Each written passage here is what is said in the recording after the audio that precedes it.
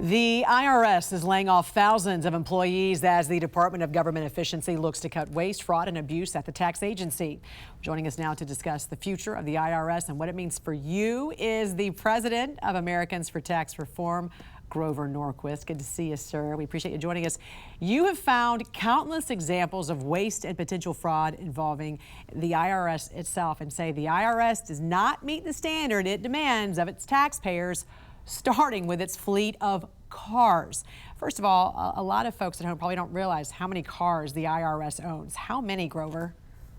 Well, over 2,000 cars, and more people. They have more cars than there are people that are supposed to have access to cars. One person, most of the cars are actually assigned to one person, only 500 that they share. One person claims he drove 242,000 miles in 1 year, which would be 600 miles in a day, every day, including Saturdays and Sundays. The abuse there is not only ridiculous and expensive for taxpayers, but if you have a small business and the business owns a car and you take that car on personal travel, a vacation or just personal travel, you have to record every time you use that car so that they know what is your business and what you need to pay taxes on because it's you individually. The IRS doesn't live up to its own standards of keeping track.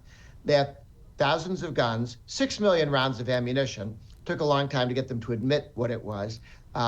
More times those guns have gone off by mistake than on purpose. They're not doing the training that you need. That's had tragic results at the IRS.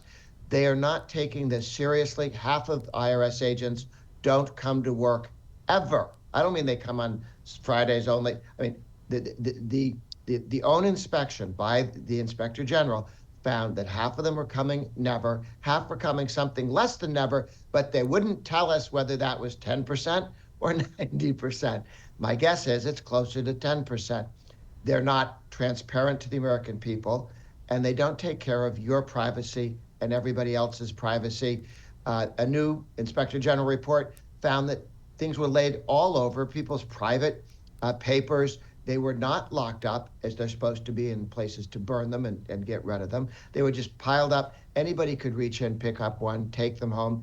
And they have this bring your own laptop deal where people bring their own laptops, put your sensitive data on that laptop and take it home and, I don't know, leave it on the subway? Right. Who knows? Right. So are you saying that these IRS workers are working from home with this sensitive data and they're able to log into a database through the federal government and do that?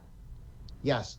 And the concern that Elon Musk might be able to look at tax data, there are 900 people with access to unmasked tax data, meaning it has not just your return, which you could look at and say that's a person paid this much.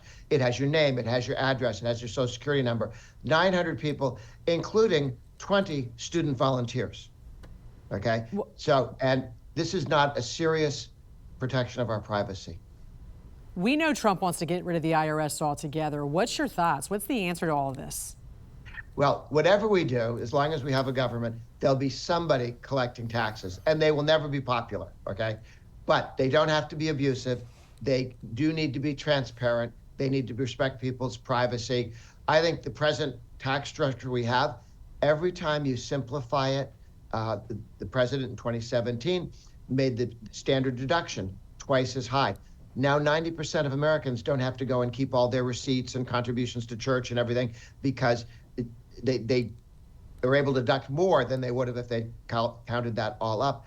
It tremendously simplifies things. Let's make it easier for people to know what they own and to feel comfortable that when they send their tax returns in, one person reads it only when they need to.